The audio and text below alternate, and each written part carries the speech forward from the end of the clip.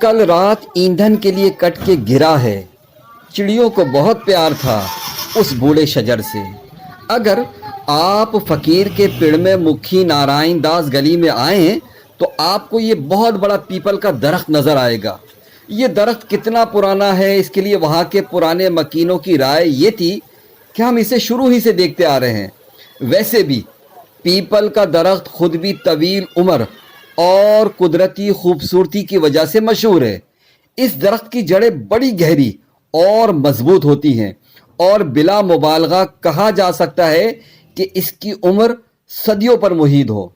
ہم نے تو اپنے لیے کنکریٹ کے بہت سارے جنگل بنا لیے ہیں جہاں اب ان درختوں کا وجود آہستہ آہستہ ختم ہوتا جا رہا ہے۔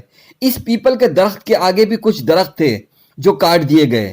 مجھے یہاں کے ایک رہائشی نے بتایا کہ اس جگہ جب اس طرح کی اتنی آبادی نہیں تھی تو صبح درخت پر پرندوں کی چہچہاہٹ سے ہی ہماری آنکھ کھلتی تھی۔ چڑیا، طوطے، کوے وغیرہ سب اسی درخت کو اپنا مسکن بنا کر چین اور سکون کی بنسی بجاتے تھے۔ فقیر کے پیڑ کے پر رونق بازار سے گھوم پھر کر شہد کی مکھیاں اسی پیپل کے درخت کو اپنا مسکن بناتی تھی۔ اب آہستہ آہستہ یہ درخت بھی اپنی معدومیت کی طرف جا رہا ہے۔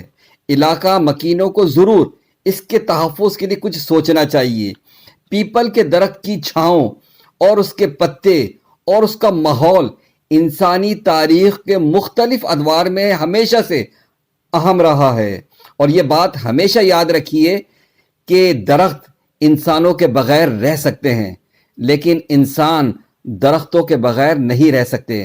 اگر آپ اپنی نسلوں کا تحفظ چاہتے ہیں تو ان درختوں کی حفاظت کیجیے۔ وائس آف حیدرآباد سے محمد عمران۔